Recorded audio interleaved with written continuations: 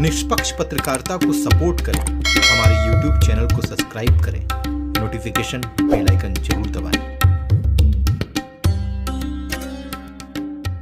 तो फरफैया साहब के डे को पूरा हिंदुस्तान को मनाना चाहिए। मैं तो कह रहा हूँ फिर नरेंद्र मोदी साहब को मनाना चाहिए, लेकिन मोदी साहब इतने शानदार शख्सियत का डे नहीं मनाएंगे। वो latrine day, bathroom day, chocolate day, अभी हैंड वॉश डे मनाए हैं। उत्तर प्रदेश के जनपद गाजीपुर के दिलदार नगर क्षेत्र में शनिवार को सर सैयद दिवस मनाया गया। इस मौके पर पूर्व कैबिनेट मंत्री ओम प्रकाश सिंह के प्रतिनिधि मन्नू सिंह भी पहुंचे थे। धूमधाम से इस कार्यक्रम का आयोजन हुआ और ये भी कोशिश की गई कि कोविड-19 के गाइडलाइन का पूरी तरीके से पालन किया जाए।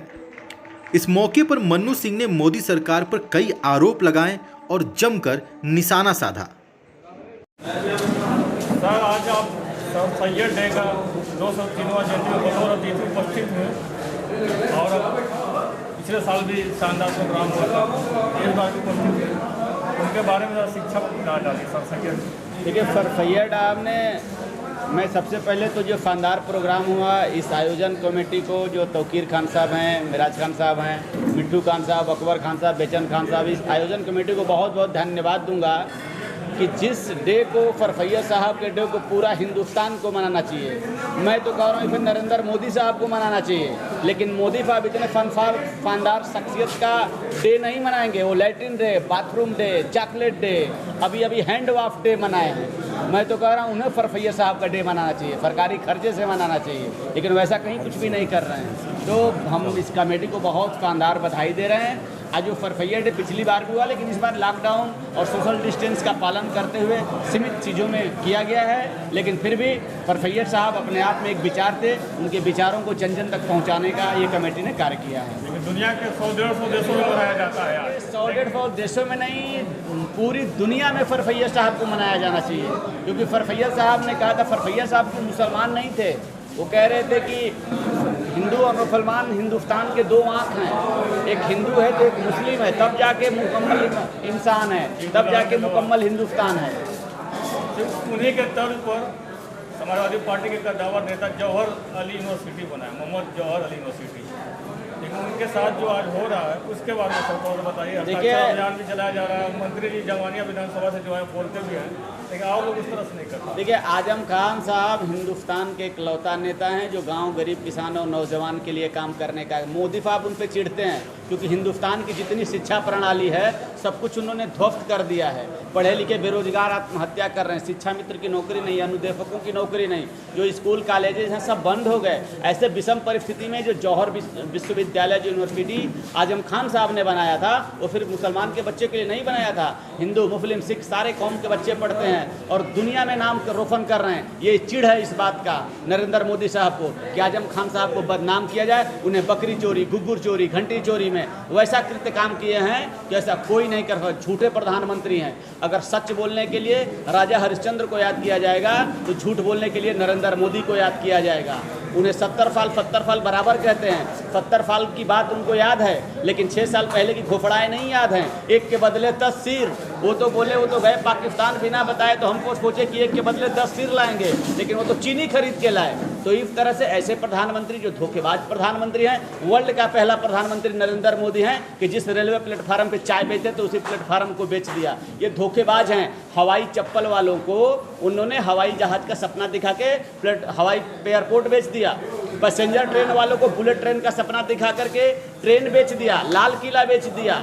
ऐसे दुनिया के पहले प्रधानमंत्री हैं। इनको आप मीडिया वाले हैं, मैं आपसे सवाल करना चाहता हूं, क्या चाय बेचते उनको आपने कभी देखा है? लेकिन टीवी में आप बहुत दिखाते हैं चाय बेचते, उन्हें हिंदुस्तान में किसी ने नहीं देखा, लेकिन देश बेचती हुआ आज पूरा हिंदुस्तान देख रहा है। और उनका सच, आज के बिहार चुनाव है, दूध का दूध और पानी का पानी हो जाएगा। एक तरफा आदरणीय लालू प्रसाद यादव जी और उसकी सरकार बनने जा रही है और बीजेपी का सुपड़ा वहाँ पे साफ होने जा रहा है। नरेंद्र मोदी साहब इतने 56 इंची के सीना वाले हैं कि आज किसान यूरिया ढूंढ रहा है, अब सरकार रिया ढूंढ रही है।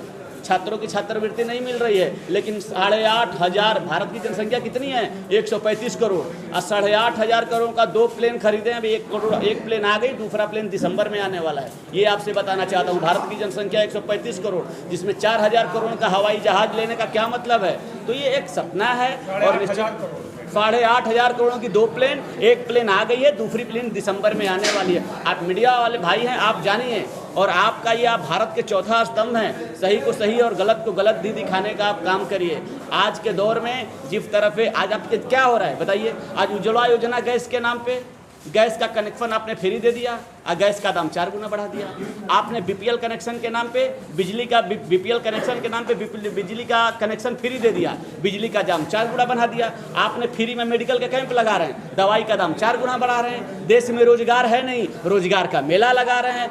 आप कह रहे हैं कोरोना योद्धा घोषित कर रहे हैं डॉक्टरों को, कर्मचारियों को, हेलीकॉप्टर के ऊपर डॉक्टरों को हेलीकॉप्टर के ऊपर से उसके ऊपर फूल छिड़क रहे हैं, नीचे से 2 दिन का वेतन काट रहे हैं। ये धोखेबाज प्रधानमंत्री हैं और झूठे प्रधानमंत्री हैं। आज नाम बदलने का उनको बहुत बड़ा शौक है। 100 नंबर की गाड़ी को 112 करते रहे। अरे 100 करो चाहे 112, आएगी अखिलेश वाली ही। नाम बदलने का इतना ही शौक है जोगी जी। तो मैं तो कह रहा हूं कि आज उत्तर प्रदेश अपराध के मामले में Guinness book of world record करने जा रहा है। अब उत्तर प्रदेश को हम तो आपसे डिमांड कर रहे हैं कि आप रेप प्रदेश और बलात्कार प्रदेश का नाम रख दीजिए, यही कर दीजिए आप। जिस तरह से कांग्रेस पार्टी ने अजय कुमार लल्लू और शाहनवाज आलम का हस्ताक्षर अभियान शुरू किया था, और आप लोग अभी जमानिया विधानसभा से गिरदार नगर से हस्ताक्षर अभियान शुरू कर दिए हैं, ये क्या प्रदेश में होना चाहिए? नहीं, प्रदेश में देखिए आदरणीय अखिलेश यादव जी ने, आजम खान साहब पार्टी के कद्दावर नेता हैं और उन्हें जानबूझ के फंसाया गया है। हम लोग उत्तर प्रदेश के समस्त तहसीलों पे हम खुद इसमें दस्तखत किए थे। ये हमारे सारे भाई समाजवादी पार्टी सारे हम लोग दबंगई से हम लोग दस्तखत किए, एसडीएम और डीएम को ज्ञापन दिए, पत्रक दिए, सब कुछ दिए। लेकिन चूंकि मामला पेंडिंग है, न्यायालय में है, हम कुछ कर नहीं सकते। क्या तो मामला न्यायालय में है, आज तो जज बिक रहा है, आज जिसके भरोसे पुलिस मारी जा रही है, पुलिस से सुरक्षा मांग रहा है, वकील न्याय मांग रहा है, जज भाग कर जान बचा रहा है। ऐसे विषम परिस्थिति में हम क्या करें?